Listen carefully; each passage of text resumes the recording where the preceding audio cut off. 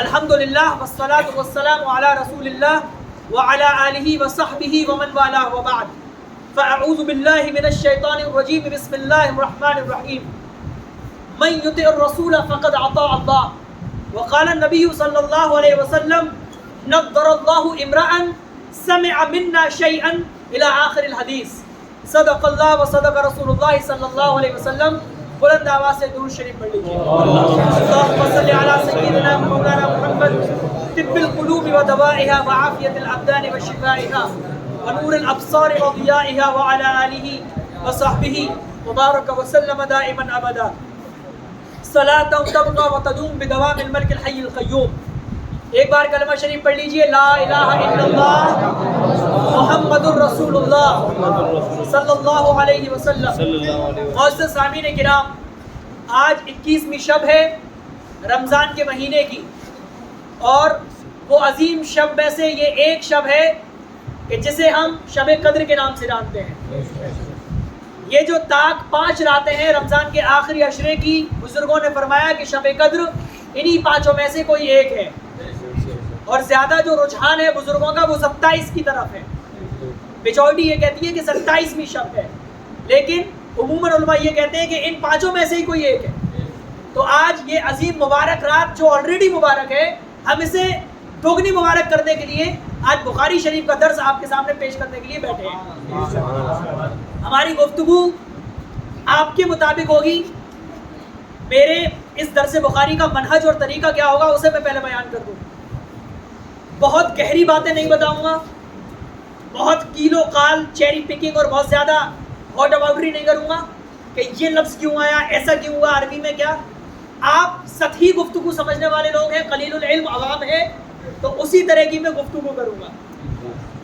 اس محفل کے بعد لائیو یا ویڈیو کوئی بھی اگر میری سنتا ہے تو وہ ہرگز میرے اس عوامی درس کو سن کر یہ نہ سمجھے کہ میں گہرائیوں کی بات نہیں کر رہا ہوں، بلکہ وہ میرے منہج کو میری زبان سے سمجھ لے کہ میں سطحی گفتگو کروں گا تاکہ میری عوام اور میرے سامنے بیٹھے لوگ سمجھ جائیں. میں وہ باتیں نہیں کروں گا جو علماء کے مطلب کی ہیں، ٹھیک ہے؟ وہ تب کی جائیں گی جب سامنے علماء بیٹھے ہوں گے. آج ہمارے سامنے جیسے لوگ ہیں ہم ویسی گفتگو کریں گے.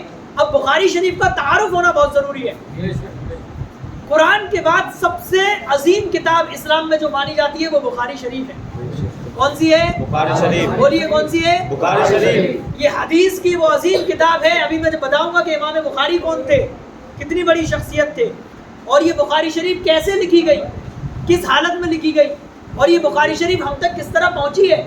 ساری ڈیٹیل میں آپ کو بتاؤں گا، تب آپ کو پتہ لگے گا کہ بزرگوں نے اس دور میں کہ جب پانی پینے کے لیے نل بھی نہیں تھے، کنویں سے پانی نکالا جاتا تھا، اس دور میں کہ جب لکھنے کے لیے کاغذ بھی نہیں تھا، پتھروں پر، لکڑیوں پر، اونٹ کی ہڈیوں پر، چمڑے پر، ان چیزوں پر کتابیں لکھی جاتی تھی. اس دور میں بزرگوں نے اتنی موٹی موٹی کتابیں لکھی کہ آج ہم پڑھ نہیں پا رہے ہیں ٹیکنالوجی کے دور میں، ہے نا. یہ ساری چیزیں آپ کے سامنے ہوں گی.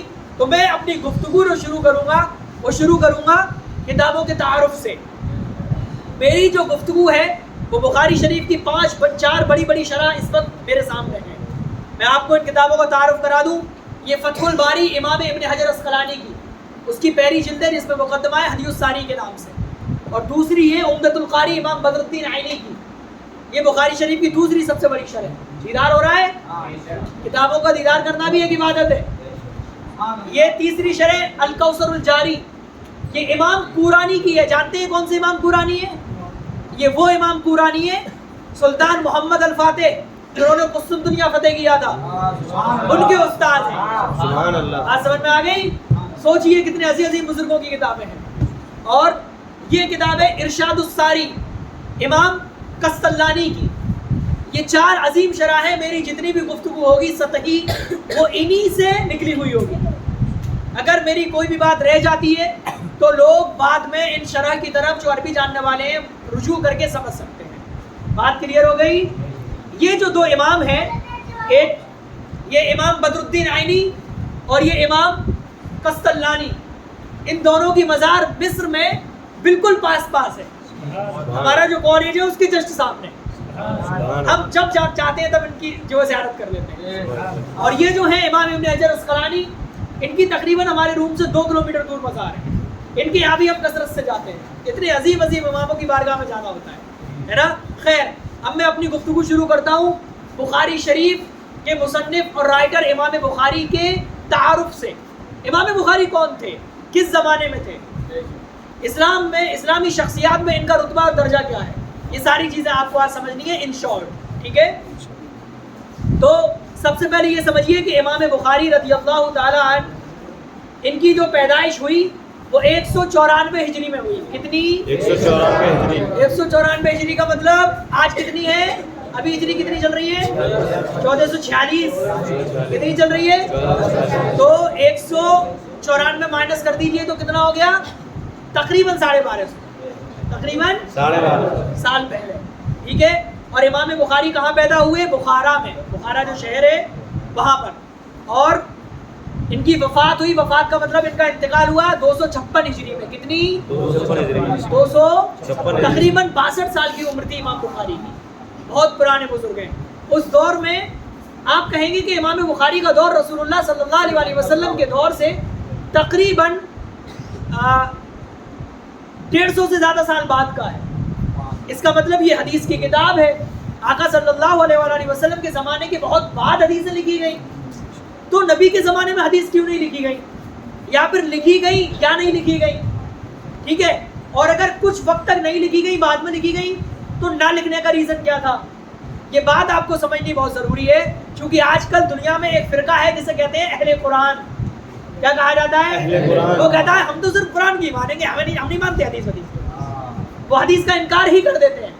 اور ان کی دلیل کیا ہے کہ نبی کے زمانے میں نہیں لکھی گئی. ان کی دلیل کیا ہے؟ نبی کے زمانے میں. ایسے دعوے وہی کر سکتا ہے جو کنویں میں تیرنے کا عادی ہو, سمندر کی اسے بھنک ہی نہ لگی ہو, ہے نا. اور جو سمندر میں تیرتا ہو اسے پتا ہے نا کہ سمندر کی گہرائی میں کیسے کیسے ہیرے نکلتے ہیں. کنویں میں کیا ملنے والا ہے سوا گارے کے, ہے نا. تو بتانے کی بات یہ ہے کہ آپ کو میں ان شارٹ یہ بتاؤں گا کہ حدیث نبی کے زمانے سے ہی لکھی چلی آ رہی ہے, لیکن طریقہ بدلا ہوا تھا. اور نبی نے شروع کے زمانے میں کیوں منع کیا تھا حدیث لکھنے سے صحابہ کو, اس کا ریزن میں بتاؤں گا. پھر بعد میں اجازت کیوں دی, اور سب سے پہلے مجھے یہ بتانے کی ضرورت ہے کہ حدیث کسے کہتے ہیں. حدیث کسے کہتے ہیں؟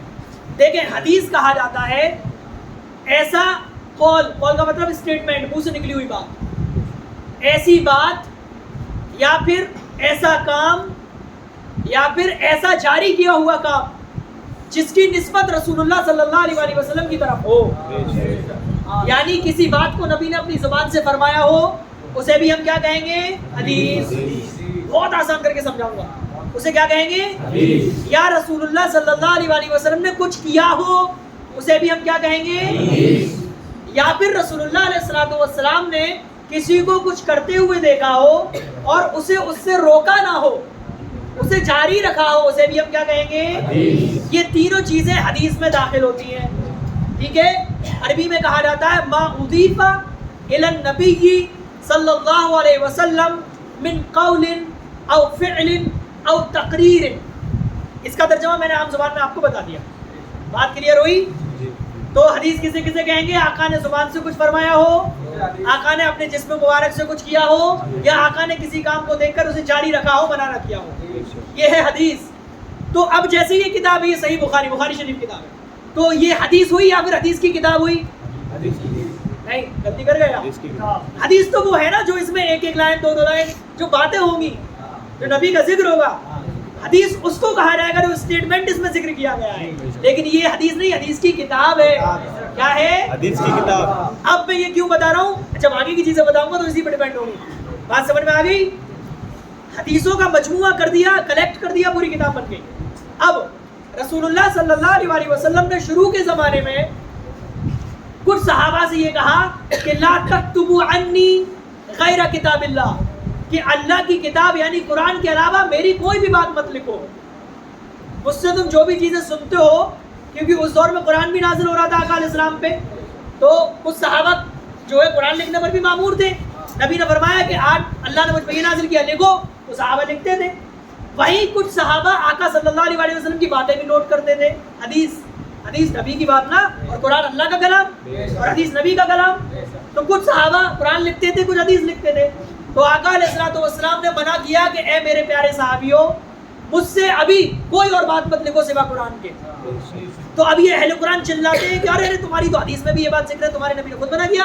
ہم کہتے ہیں ابے گدھو، ہر چیز کا ایک کانٹیکسٹ ہوتا ہے، ہر چیز کا ایک سندرب ہوتا ہے. کوئی چیز اگر نبی نے بیان فرمائی تو دوسری روایتوں میں یہ بھی تو ہے نبی نے فرمایا قید العلم بالکتابہ، کہ علم کو لکھ کر قید کر لو. یہ حدیث نہیں دکھتی تمہیں؟ یہ بھی تو حدیث دکھنی چاہیے. اور بھی تو حدیث ہے نا، آقا علیہ السلام نے کچھ صحابہ سے کہا کہ لکھ لو، وہ نہیں دکھتی. تو آخرکار یہ دو طرح کی حدیثیں کیوں ہیں، ان کا کانٹیکسٹ سمجھنا ہے. دیکھیں شروع کے زمانے میں قرآن اتر رہا تھا. کیا اتر رہا تھا؟ قرآن. بولیے کیا اتر رہا تھا؟ قرآن. آقا علیہ الصلوۃ والسلام نے قرآن اترنے اور لکھے جانے کے زمانے میں قرآن کے علاوہ کوئی اور بات لکھنا اس لیے منع فرمائی تھی کہیں اللہ کے کلام میں انسان کا کلام مل نہ جائے، کہیں اللہ کے کلام میں ملاوٹ نہ ہو جائے، بس اس لیے منع فرمایا. اور جب قرآن پورا نازل ہو گیا یا پھر صحابہ کو اتنا علم نبی سے مل گیا کہ وہ تمیز کر سکیں اللہ کے کلام میں اور بشر کے کلام میں، تو نبی نے اجازت دی کہ آپ لکھو، اب تمہیں اجازت ہے. بات سمجھ میں آ گئی؟ دس از دا کانٹیکسٹ آف بوتھ حدیث. دونوں حدیثوں کا کانٹیکسٹ یہ ہے. بات سمجھ میں آ گئی؟ اب تو چکر میں نہیں پڑیں گے، اب تو کنفیوژن نہیں ہونا چاہیے نا. خیر اب آگے بڑھتے ہیں. پھر آقا علیہ الصلوۃ والسلام کے زمانے میں صحابہ نے بھاری تعداد میں حدیثیں کیوں نہیں لکھی؟ بہت سی حدیث لکھی، کتابیں بھی لکھی چھوٹی چھوٹی، لیکن یہ جو اتنی موٹی موٹی ہے جو بعد میں لکھی گئی، یہ کیوں نہیں لکھی گئی؟ ان کے بہت سارے ریزن ہیں. سب سے بڑا ریزن یہ کہ صحابہ کرام کا دماغ بہت تیز تھا. وہ نبی سے سن کے یاد کر لیتے تھے، لکھنے کی ضرورت ہی نہیں ہوتی تھی، لکھنے کی کوئی ضرورت نہیں ہوتی تھی. یہ ہوا ریزن نمبر 1. ریزن نمبر 2، صحابہ کرام رضی اللہ تعالیٰ عنہم اجمعین کسی مسئلے کے لکھے ہوئے ہونے کے محتاج نہیں تھے، بلکہ کوئی مسئلہ پیش آتا تھا ڈائریکٹ نبی سے پوچھ کے حل کر لیتے تھے. Reason number 2. ریزن نمبر 3 یہ کہ لکھنے کے جو سورسز تھے وہ کم تھے. یہ کاغذ، یہ قلم، یہ سب ہر کسی کے پاس. ریزن نمبر 4، صحابہ کرام اکثر نبی پاک صلی اللہ علیہ وسلم کی دی ہوئی بہت ساری ڈیوٹیوں میں بزی رہا کرتے تھے، اس لیے سارے صحابہ نے نہیں لکھا. اس طرح کے بہت سے ہم ریزنز گنا سکتے ہیں. ٹھیک ہے. پھر سب سے پہلے جس نے حدیث کو لکھا صحابہ کے زمانے میں لکھی گئی. خود صحابہ کے کچھ صفات حضرت ابو بکر صدیق نے خود صدقہ کی حدیثیں لکھ کر تمام لوگوں کو پیش کی تھی. تو صحابہ نے حدیث لکھی، لیکن اس طرح نہیں لکھا گیا. ظاہر ہے کہ زمانے کے حساب سے سورسز اور طریقے بھی بدلتے ہیں. اب کوئی مجھ سے کہے کہ قرآن جو ہے آپ موبائل میں پڑھ رہے ہیں، صحابہ نے نہیں پڑھا لہٰذا یہ حرام ہو گیا، کہوں گا بھائی گدھے، ٹیکنالوجی آج آئی ہے، اس دور میں دی نہیں ہے نا. تو زمانے کے حساب سے فرق کا طریقہ بھی بدلتا ہے. بات کلیئر ہوئی؟ تو اب ہم سمجھیں گے کہ امام بخاری کون تھے. ہاں پہلے میں یہ بتا دوں، سب سے پہلے حدیث جس نے لکھوانا شروع کی حضرت عمر ابن عبدالعزیز. کون؟ حضرت عمر ابن عبدالعزیز، خلیفہ راشد، جنہیں حضرت ثانی عمر کہا جاتا ہے نا. تو حضرت اموی خلیفہ حضرت عمر ابن عبدالعزیز نے جب دیکھا کہ طرح طرح کے فتنے نکلے، رافضیوں کا فتنہ ایک فرقہ نکلا، خارجیوں کا نکلا، جبریہ فرقہ نکلا، قدریہ فرقہ نکلا، تو حضرت نے دیکھا کہ لگتا ہے کہ حدیث کے نام پر لوگ بڑا بگاڑ کریں گے کہ نبی نے یہ فرمایا، لہٰذا حدیث کو ریٹن کرانا چاہیے، لکھ دینا چاہیے تاکہ پروف ہو کہ نبی نے یہ فرمایا، وہ نہیں جو تم کہہ رہے ہو. تو حضرت عمر ابن عبدالعزیز نے لیٹرز بھیجے جگہ جگہ بڑے بڑے علماء کو ہر شہر میں، اور کہا لکھنا شروع کرو، جو حدیث تمہارے پاس ہے، جو حدیث تمہیں یاد ہے لکھنا شروع کرو. تو سب سے پہلے حضرت سعید ابن ابی عروبہ اور حضرت ربیع ابن سبیع، بہت بڑے بزرگ ہے نا، انہوں نے حدیثوں کو لکھنا شروع کیا. امام مالک نے لکھنا شروع کیا، بہت سے بزرگوں نے حدیث کا سلسلہ لکھنے کا کیا کر دیا، شروع کر دیا. پھر اگلے دور میں اس کے بعد امام بخاری کا یعنی تابعی صحابہ کے بعد تابعین کا دور تھا، اس کے بعد تابع تابعین کا دور تھا. تو پھر جب امام بخاری کا دور آیا تو امام بخاری نے اس منہج پہ یہ کتاب لکھی کہ اس کتاب کا رتبہ اتنا بڑا کہ قرآن کے بعد سب سے افضل کتاب بخاری شریف ہے. قرآن کے بعد اس روئے زمین پر سب سے افضل کتاب کیا ہے؟ مسئلہ کلیئر ہو رہا ہے کہ نہیں؟ قرآن کے بعد روئے زمین پر سب سے افضل کتاب بخاری شریف. لکھنے والے امام بخاری ہیں. امام بخاری کی پیدائش ہم نے آپ کو بتا دی کب ہوئی، کہاں ہوئی. اب یہ دیکھیں کہ امام بخاری نے یہ لکھی کیوں، امام بخاری نے یہ لکھی کیوں، یعنی وہ کون سا ریزن تھا کہ جس ریزن نے امام بخاری کو ابھارا کہ آپ بخاری شریف لکھو. تو امام بخاری، یہ فتح الباری کا مقدمہ حدیث الساری، اس میں امام ابن حجر نے لکھا ہے کہ امام بخاری سے لوگوں نے یہ سنا کہ رأیت النبی صلی اللہ علیہ وسلم وکأننی واقف بین یدیہ وبیدی مروحۃ اذب بہا عنہ، کہ میں نے خواب میں دیکھا کہ میں آقا صلی اللہ علیہ وسلم کے پہلو میں کھڑا ہوں پنکھا لے کر، اور میں آقا علیہ السلام کی ہوا کر رہا ہوں، آقا علیہ السلام کی کیا کر رہا ہوں؟ تو امام بخاری کہتے ہیں جب میں اٹھا تو میں نے خواب کا علم جاننے والے معبر سے اس کی تعبیر پوچھی، میں نے کہا کہ ذرا بتائیے اس کا کیا مطلب ہے؟ تو معبر نے کہا ہے بخاری یہ خواب اس طرف اشارہ کر رہا ہے کہ انت تذب عنہ الکذب، کہ حدیث کے نام پر نبی کی طرف جو جھوٹ منسوخ کیا گیا ہے تم نبی سے اس جھوٹ کو دور کرو گے، یعنی تم سچی حدیث کا ذکر کرو گے، سچی حدیثیں لکھو گے، اور نبی کے نام پر جو حدیث کے نام پر جو جھوٹ ہے اسے کیا کرو گے؟ دور کرو گے۔ پھر امام ابن حجر اسقلانی کہتے ہیں یہی خواب تھا جس نے امام بخاری کو آستین اوڑھنے پہ مجبور کیا کہ کتاب لکھیں۔ بات سمجھ میں آئی؟ تو اتنا عظیم خواب جو امام بخاری نے جو ہے دیکھا، اور آقا علیہ الصلوۃ والسلام، اور سنیں اس بخاری شریف کے اندر یہ جو پوری کتاب ہے اس کے اندر عموماً جو حدیثیں بتائی جاتی ہیں کہ کتنی ہیں، امام بخاری کو حدیثیں یاد کتنی تھی پہلے یہ سنیے، منہ زبانی حدیثیں کتنی یاد تھی۔ امام بخاری کے والد کا انتقال ہو گیا تھا، یتیم پلے تھے، یتیم تھے، یتیم، اور یتیمی کی حالت میں ہی دور دور سفر کیا، کتنی دور جاتے تھے سفر کرنے۔ یہ تو بزرگان دین جب ذکر کرتے ہیں کتابوں میں تو پڑھ کے روح کانپتی ہے۔ امام بخاری کہتے ہیں میں نے اس بخاری شریف کے میں نے حدیث اکٹھی کرنے کے لیے بہت لمبے سفر کیے، تقریباً 6 لاکھ حدیثیں میں نے یاد کری۔ کتنی حدیثیں میں نے یاد کری؟ 6 لاکھ حدیثیں یاد کی، اور کہتے ہیں ان 6 لاکھ میں بھی میرے نزدیک جس کی سند سب سے زیادہ مضبوط تھی صرف اتنی ہی تھوڑی سی تعداد میں نے اس کتاب کے اندر لکھی ہے۔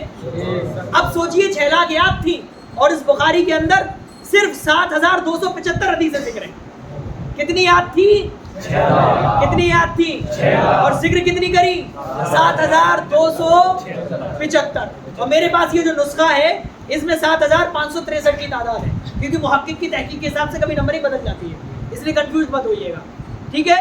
اب سوچئے 6 لاکھ یاد تھی، اور حدیث کے پروف ہونے میں چین آف نیریشن میں سند میں کتنی زبردست تحقیق اور جانچ و پڑتال کی ہوگی، پھر اس میں سے چھانٹ کے اتنی حدیث لکھی 7275۔ کتنی؟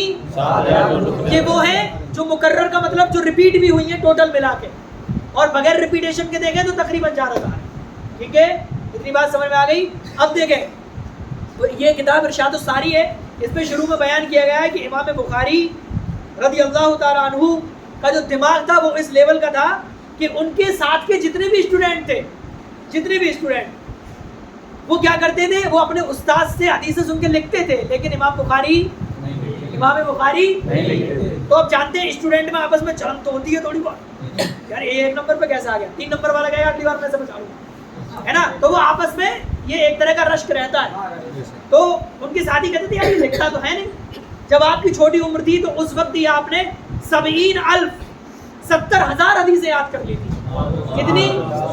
آپ سوچئے ہم پیدا ہو کے مر جاتے ہیں، 70,000 حدیثیں لکھی ہوئی پڑھ نہیں پاتے، اور یہ بچپن میں 70,000 حدیثیں یاد کر چکے تھے، بچپن کا حال تھا۔ امام قسطلانی نے لکھا ہے کہ وَهُوَ صَبِيٌّ 70,000 حدیثاً، یعنی کان یحفظ 70,000 حدیثاً، 70,000 حدیثیں، کہ وہ بچے تھے اس وقت آپ نے 70,000 حدیثیں یاد کر لی۔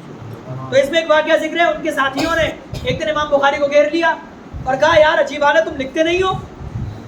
کیا کہا؟ ان کے ساتھیوں نے کیا کہا کہ تم لکھتے نہیں ہو؟ تو امام بخاری نے کہا اچھا انکما قد اکثرتما، تم نے بہت مجھ پہ زیادتی کر رہے ہو، تم بہت پڑھ لکھ گئے ہو مجھ سے زیادہ۔ امام بخاری کہتے ہیں اچھا ایسا کرو جتنی حدیثیں تم نے لکھی ہیں مجھے سناؤ تو پڑھ کے۔ امام بخاری کیا بولتے ہیں جتنی حدیثیں تم نے لکھی ہیں ذرا مجھ کے پڑھ کے سناؤ دو۔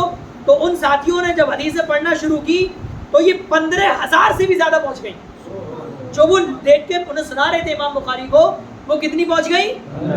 پھر امام بخاری نے کہا ہو گئی پوری کہ نہیں ہو گئی؟ تو وہ بولے ہاں ہو گئی۔ آپ نے کہا اب میری باری ہے۔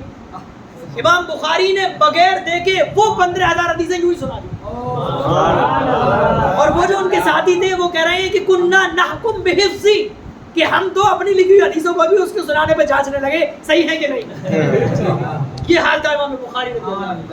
بہت سی باتیں ایسی ہیں جو میں آپ کو نہیں بتا رہا ہوں، جو علماء کے مطلب کی ہیں، جن میں امام بخاری کا دماغ پتہ لگتا ہے کیا ہائی لیول کا دماغ، لیکن آپ اس سے سمجھ جائیے کس ہائی لیول کا دماغ ہوگا۔ سوچئے اللہ نے ہمیں کیسے کیسے بزرگ عطا کیے ہیں۔ اور امام بخاری نے اپنے دوستوں سے کہا اترون انی اختلف حدرن واضيع ایامی، تمہیں یہ لگتا ہے میں ویسے ہی چکر لگاتا رہتا ہوں اور گھومتا رہتا ہوں؟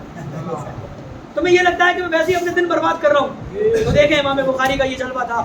اور اس کے بعد ایک اور چیز امام بخاری کے متعلق میں آپ کو بتاؤں، امام بخاری کہتے ہیں، جیسے کہ میں نے بتایا اس حدیث کے اندر کتنی، اس کتاب کے اندر کتنی حدیثیں ذکر ہیں موجودہ؟ 7275۔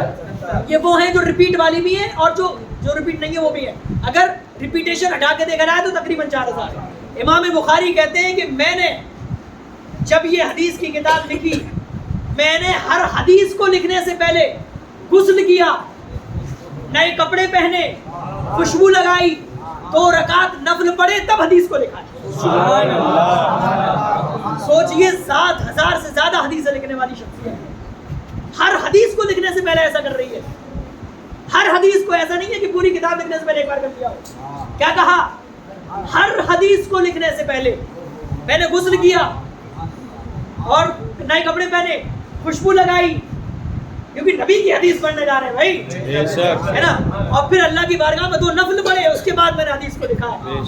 ایک واقعے میں ذکر ہے کہ امام بخاری رضی اللہ تعالیٰ عنہ کئی مہینوں کا سفر کر کے گئے، انہوں نے سنا کہ فلاں شخص کے پاس نبی کی ایک حدیث ہے، پہلے تو ایسے ہی جایا کرتے تھے، تو کئی مہینوں کا سفر کر کے گئے بیچارے، گھوڑے سے یا پھر اونٹ سے یا پھر جہاز سے یا پھر پیدل۔ جب اس شخص کے پاس پہنچے کہ اس کے پاس ایک حدیث ہے، لاؤ میں اس سے حدیث لے لوں، جب دیکھا وہ شخص مسجد میں کعبے کی طرف پیر پھیلا کے بیٹھا تھا، کعبے کی طرف پیر پھیلا کے بیٹھا تھا، تو امام بخاری نے دیکھا اور واپس چلے آئے گھر پہ۔ کہاں چلے آئے؟ گھر پہ۔ لوگوں نے کہا حضور آپ اتنے لمبے مدت کے لیے محنت و مشقت کر کے ایک حدیث لینے گئے تھے اور اس شخص کو دیکھا واپس لوٹ آئے۔ کہا کہ جو شخص کعبے کا احترام نہیں کر سکتا، کیا پتا وہ نبی کے نام پہ جھوٹ بول جائے؟ کیا پتا وہ نبی کے نام پہ جھوٹ بول جائے؟ یہ حال تھا بزرگوں کا، کتنا احتیاط تھا۔ ہمارے یہاں سٹے کا کما رہے ہیں، چندہ کھا رہے ہیں، لیکن کچھ کہہ دیں گے ہاں ان کی بات صحیح ہے، کب جب اپنے مزاج میں آ جائے تو ان کی بات۔ اور مفتی صاحب سینکڑوں کتابوں کی ثبوت دے دیں، مفتی صاحب چلا چلا کے پریشان ہو جائے، گلے میں ہوری نیس ہو جائے، لیکن مفتی صاحب کی نہیں مانی رہی۔ یہ مزاج ہے ہمارا۔ اللہ تعالیٰ ہمارے نفس کی خباثت سے ہمیں بچائے۔ اتنی بات کلیئر ہو گئی؟